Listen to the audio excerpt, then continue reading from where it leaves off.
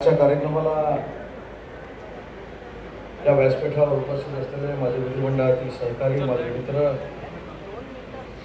त्यांचा आमच्या सगळ्यांपेक्षा जनसंपर्क मोठा असताना देखील जमलेहून चालणारे आमदार आदरणीय मंगेशजी कुडाळकर, मिलिंदजी बोरीकर, राहुलजी भटकर, राहुलजी वाळुंज, व्यासपीठावर उपस्थित असलेले सन्माननीय नगरसेवक सावंतसाहेब, सर्व सन्माननीय मान्यवर आणि मोठ्या संख्येनं उपस्थित बंधू आणि भगिनींनो, आजच्या दिवसाचं महत्त्व आपल्या सगळ्यांना माहिती आहे. आजचा दिनविशेष देखील आपल्याला माहिती आहे. आज एकादशी आहे आणि एकादशीच्या दिवशी मला काही पंढरपूरला जाता आलं नाही, पण या उद्घाटनाला आल्यामुळं साक्षात विठुरायाचं दर्शन या ठिकाणी घेता आलं. त्याबद्दल मंगेशजी मी मनापासून आपल्याला धन्यवाद देतो. आणि आजच्या एकादशीच्या दिवसाचा अजून एक दिनविशेष तुम्हाला मी सांगतो. आज सकाळी राज्याचे उपमुख्यमंत्री देवेंद्रजी फडणवीस, राज्याचे दुसरे उपमुख्यमंत्री अजितदादा पवार आणि मी स्वतः आम्ही गडचिरोलीला गेलो होतो. आपल्या सगळ्यांना माहिती आहे की गडचिरोली म्हटलं की गडचिरोली जिल्ह्यामध्ये नक्षलवाद आहे, एवढंच आपल्याला माहिती आहे.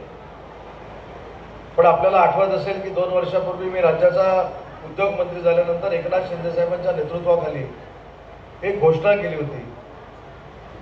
काही दिवसानंतर गडचिरोलीचं नाव हे नक्षलवादी म्हणून ओळखलं जाणार नाही, तर महाराष्ट्रामध्ये स्टील इंडस्ट्रीमध्ये भरीव काम करणारी उद्योग नगरी म्हणून गडचिरोली उभी राहील. त्या 10,000 कोटीच्या प्रकल्पाचं भूमिपूजन करण्यासाठी आज आम्ही तिथे गेलेलो होतो. आणि आज महाराष्ट्रासाठीचा ऐतिहासिक दिवस आहे. अनेक लोकांनी जे नक्षलवादी होते त्यांनी नक्षलवाद सोडून तिथं नोकरी करण्याचा निर्णय घेतला. हे देखील आपल्या सगळ्यांसाठी भाग्याची गोष्ट आहे. आणि असं परिवर्तन गडचिरोलीपासून घडतंय, हा देखील महायुती म्हणून आम्हाला सगळ्यांना स्वाभिमान आहे. आज इथं आल्यानंतर मी आता मंगेशजीला सांगत होतो की ज्या ठिकाणी आम्ही भूमिपूजन केलं, ज्या जमिनीवर आम्ही भूमिपूजन केलं, त्याला देखील इतिहास आहे. आजच्या दिवशी बरोबर 40 वर्षापूर्वी माओवाद्यांनी त्या ठिकाणी एक सभा घेतली होती आणि माओवाद्यांनी असा इशारा दिला होता की महाराष्ट्रातलं सरकार आम्ही मानत नाही, संविधान आम्ही मानत नाही, आम्ही पुढचा कायदा मानत नाही, त्याच्यामुळे सरकारला आमच्याच कायद्यानं चालावं लागेल, अशी 40 वर्षापूर्वी त्यांनी शपथ घेतली. आणि एकनाथ शिंदे साहेबांच्या नेतृत्वाखाली आम्ही 2 वर्षापूर्वी शपथ घेतली. आणि ज्या ठिकाणी माओवाद्यांनी मेळावा घेतला होता त्याच ठिकाणी नक्की संविधान काय आज हे महाराष्ट्र सरकारनं आषाढी एकादशीच्या दिवशी दाखवून दिलं, हे देखील मला आपल्या सगळ्यांना या ठिकाणी सांगितलं. आज या कार्यक्रमाची सुरुवात छत्रपती शिवाजी महाराजांच्या पुतळ्याला हार घालून झाली. लोकमान्य टिळकांच्या पुतळ्याला देखील आपण हार घातला. भारतरत्न डॉक्टर बाबासाहेब आंबेडकरांच्या पुतळ्याला देखील हार घातला. मंगेशजी, मी एवढा भाग्यवान आहे तुमच्या सगळ्यांच्या आशीर्वादाने. ज्या छत्रपती शिवाजी महाराजांच्या पुतळ्याला आज आपण हार घातला,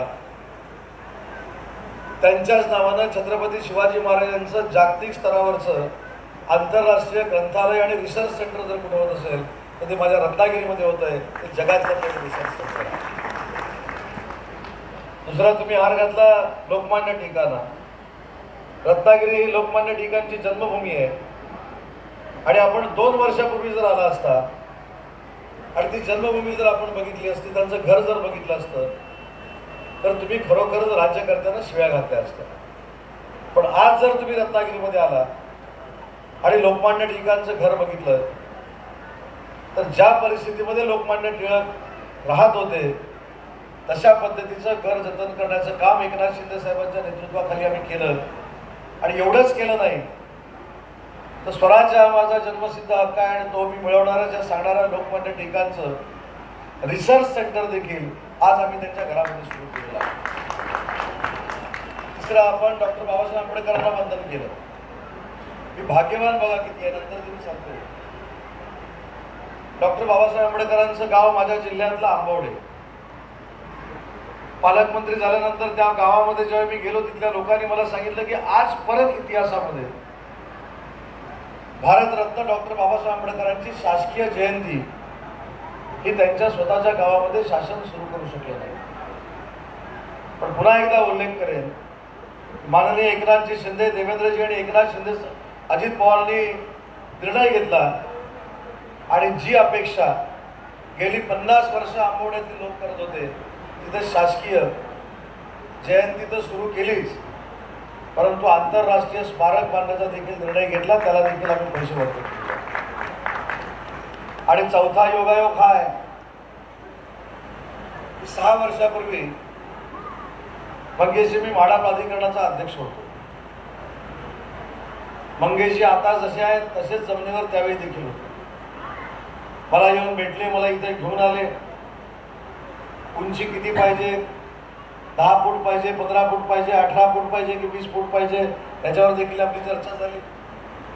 आणि या परिसराची खासियत काय तुम्हाला मी सांगतो, राहुलला माहिती असते. आपल्या या परिसरामध्ये जो गणपती बसतो त्याचं दर्शन गेली 14 वर्ष मी कधीही टाळलेलं नाही. तुम्हाला कदाचित माहीत नसेल, पण रात्री 2 वाजल्यानंतर त्या गणपतीच्या दर्शनाला मी येतो. लवाजमा घेऊन कदाचित येत नसल्यामुळं मंत्री घेऊन गेलाय आपल्याला कळत नसावं, पण एकटा येतो आणि एकटा निघून जातो.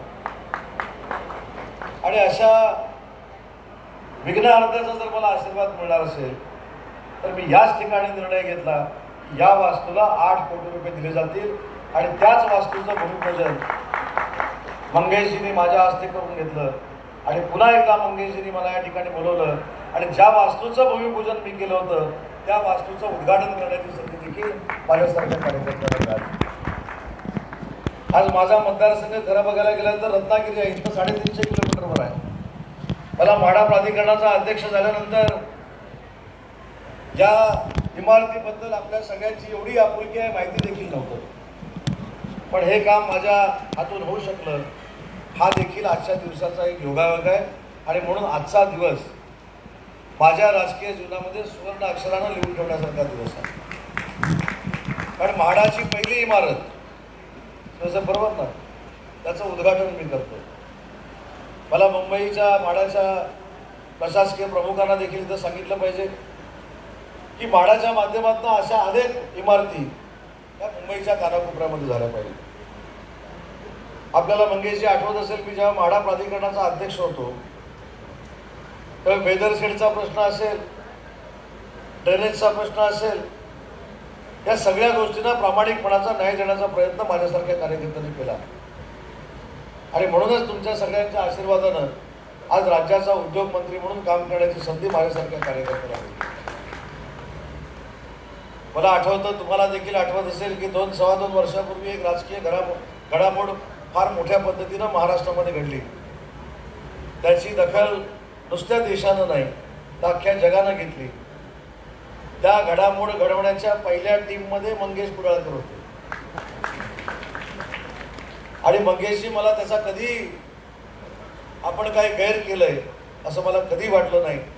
कारण जसं एकनाथ शिंदे साहेबांच्या नेतृत्वाखाली तुमच्या मतदारसंघाला पैसे मिळतात, तसे मंत्री असून देखील त्यांच्या नेतृत्वाखाली मी जी मगाशी स्मारकं सगळी सांगितली किंवा माझ्याकडे एक फार मोठी कोकणातली शिवसृष्टी होते, त्या सगळ्याला एकनाथ शिंदे साहेबांनी पैसे उपलब्ध करून दिलेले आहेत. आणि म्हणून आम्ही जो निर्णय घेतला त्याचा पश्चाताप आम्हाला कधी झाला नाही आणि होणार देखील नाही.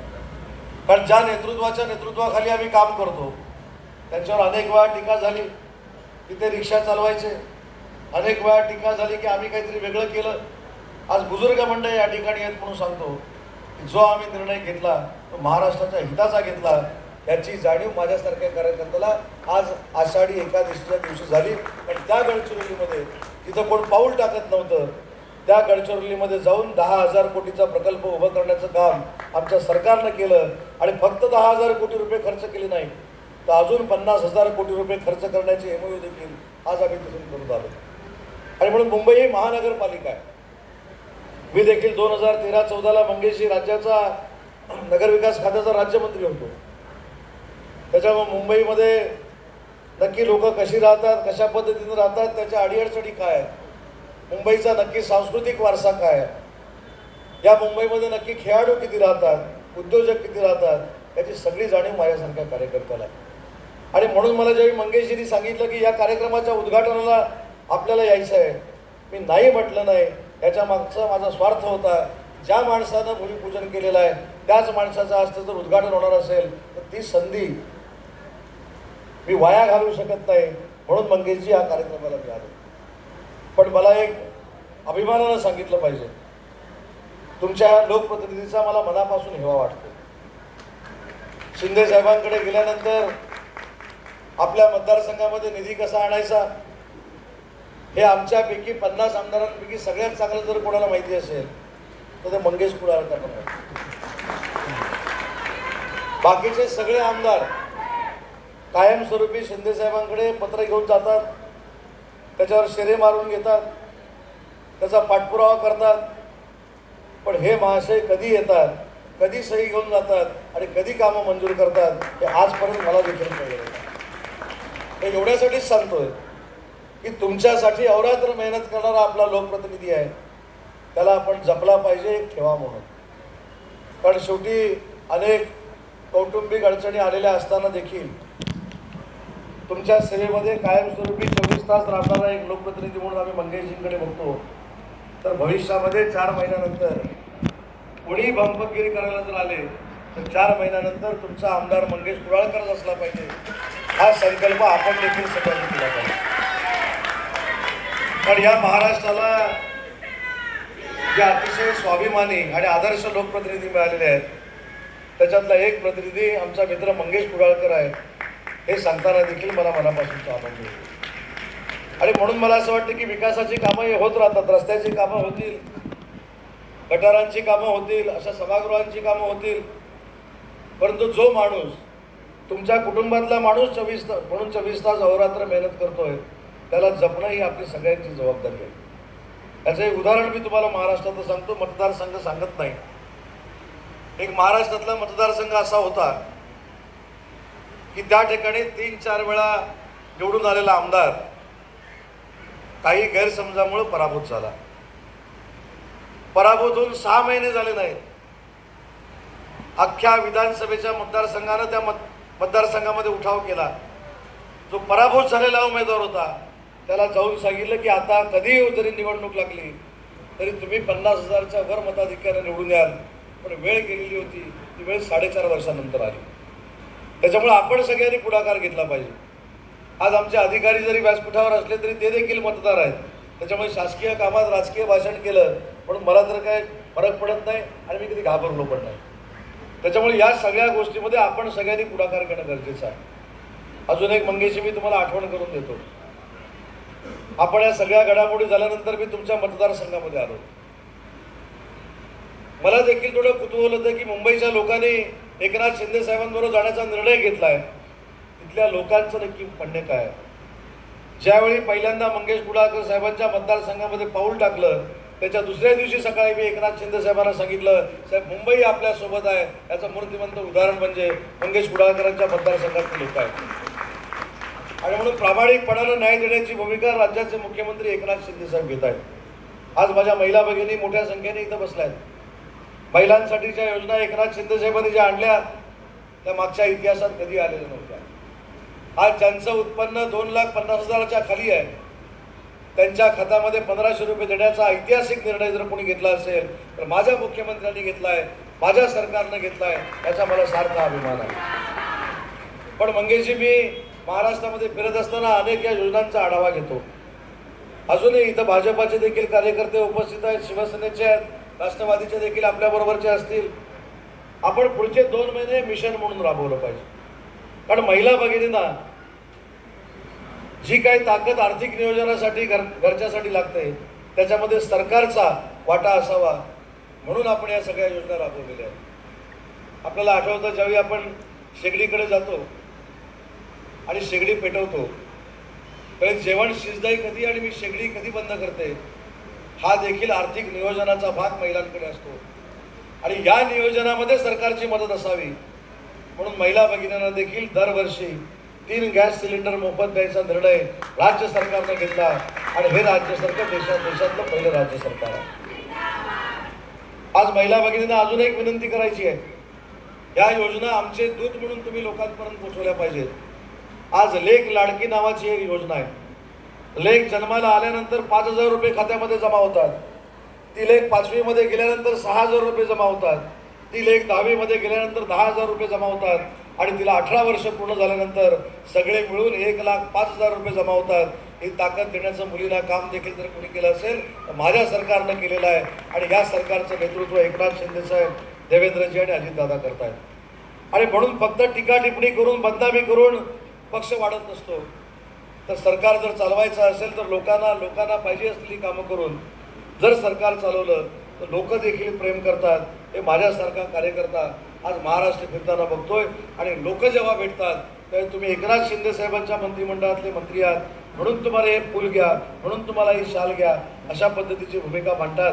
याचा अर्थ माझं नेतृत्व जे आहे एकनाथ शिंदे साहेबांच्या रूपानं ते अतिशय सर्वसामान्य कुटुंबातलं जरी असलं तरी महाराष्ट्राच्या सर्वसामान्य कुटुंबाला न्याय देण्याची भूमिका माननीय मुख्यमंत्र्यांकडनं घेतली जाते. हा आपल्या सगळ्यांचा स्वाभिमान आहे. अनेक वेळा कशाला रोजच सकाळी नाही बघत की काय पुढे सांगणार आहे त्याच्या अगोदरच म्हणाले आम्ही टीव्हीच बघत नाही. हीच वेळ आली आता.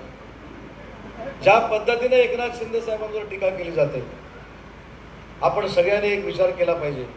राज्याचा मुख्यमंत्री होण्याची जबाबदारी किंवा राज्याचा मुख्यमंत्री होण्याचा मक्ता फक्त काही श्रीमंतांनी घेतलेला नाही, फक्त काय वारसा हक्कानं तो चालत आलेला नाही. आणि म्हणून आम्ही सगळे एकनाथ शिंदे साहेबांच्या मागे उभे राहिलो. एक सर्वसामान्य माणूस जो सर्वसामान्य कुटुंबातला आहे, जो आनंद दिघे साहेबांच्या नेतृत्वाखाली मोठा झाला आहे, त्याला वंदनीय बाळासाहेबांचे विचार माहिती आहे, तो सर्वसामान्य माणूस, रिक्षा चालवणारा माणूस राज्याचा मुख्यमंत्री झाला पाहिजे ही भावना घेऊन आम्ही त्यांचं समर्थन केलं. आणि जे समर्थन आम्ही केलं ते सार्थकी लागलं हे तुम्हाला वाटतंय की नाही? होय की नाही? आता 4 महिन्यानंतर होय म्हणूनच कामाला लागा. 5व्या महिन्याच्या वेळी मी इथे येणार आहे ते माझ्या बाजूला पुन्हा एकदा आमदार म्हणून मंगेश कुडाळकरच बसलेले असले पाहिजे. ही भूमिका आपण सगळ्यांनी घेतली पाहिजे. आणि म्हणून मला आपल्या सगळ्यांना विनंती करायची आहे की जो लोकप्रतिनिधी आपलं विकासाचं काम करतो, जो लोकप्रतिनिधी आपल्यासाठी अहोरात्र झटतो, जो लोकप्रतिनिधी आपल्या अडीअडचणीच्या वेळी आपल्यासाठी धावून येतो, या लोकप्रतिनिधीला ताकद देण्याची जबाबदारी, आशीर्वाद देण्याची जबाबदारी आज या कार्यक्रमाच्या निमित्तानं तुम्ही सगळ्यांनी मिळून स्वीकारावी एवढीच मी कळकळीची विनंती करतो. आज ज्याच्या साठीचा दिवस आहे त्या देवाची देखील आठवण तुम्हाला करून द्यायची आवश्यकता नाही. पण विठ्ठल रखुमाईला असं म्हटलं जातं की सगळ्यात गरीबातल्या गरीब लोकांचा जर देव कोण असेल तर तो विठुराय आहे.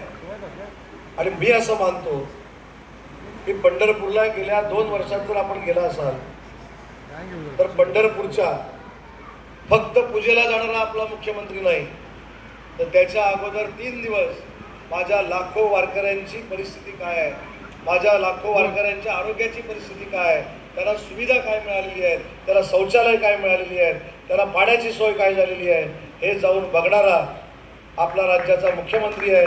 हे देखील आजच्या या दिवशी आपण सगळ्यांनी लक्षात ठेवलं पाहिजे आणि ते आपण ठेवाल याची खात्री बाळगतो. मला इथे बोलवून माझा आदर सत्कार केला त्याबद्दल मंगेशजी मी आपल्याला मनापासून धन्यवाद देतो. आणि तुमच्या मनातल्या आणि तुमच्या मतदारसंघातल्या मतदारांच्या मनातल्या सगळ्या इच्छा पूर्ण होत ही विठूचरणी प्रार्थना करतो. आपण मोठ्या संख्येनं जमला त्याबद्दल आभार मानतो आणि थांबतो. जय हिंद, जय महाराष्ट्र.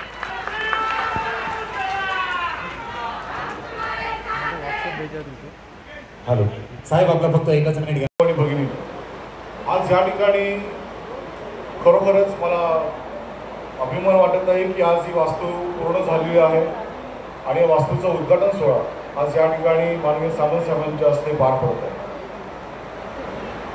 मागच्या सरकारमध्ये माननीय उदयजी सामंत हे आपल्या म्हाडाचे अध्यक्ष होते आणि त्यावेळेला मला वाटतं पहिल्याच बैठकीमध्ये आपला हा जो प्रस्ताव होता टिळकनगरचं जे आपलं गेल्या अनेक वर्षांपासून जे सभागृह होतं दुरावस्थेत होतं, अनेक नागरिकांची मागणी होती की हे कधीही कोसळेल आणि त्याचप्रमाणे माननीय सामंत साहेबांनी स्वतः इथे व्हिजिट दिली आणि स्वतः पहिल्याच बैठकीमध्ये जवळजवळ 8 कोटीचा निधी, 8 कोटीपेक्षा अधिक निधी आज या ठिकाणी त्यांनी उपलब्ध करून दिला आणि त्याच्यामुळे लगेचच या कामाला ही सुरुवात झाली आणि कामही अत्यंत चांगल्या प्रकारे दिमाखात उभं राहिलेलं आहे.